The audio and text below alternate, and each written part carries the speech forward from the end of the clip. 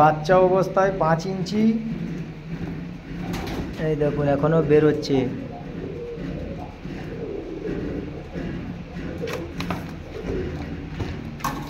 আমি দেখাচ্ছি, বাচ্চা অবস্থায় 5 ইঞ্চি পায়ের পালক এখনো বেরোয়নি, আর ভাঙা আছে বলে অ্যাকচুয়ালি ওরকম। এই দেখুন 5 ইঞ্চি পালক আছে, সব ভাঙা আছে। আর এর পায়ের সিজটা দেখুন, হেভি বুট লোটন।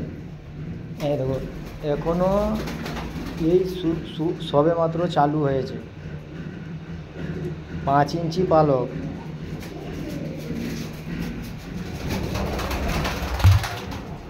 সবে মাত্র এই শীত বেরোচ্ছে দেখুন।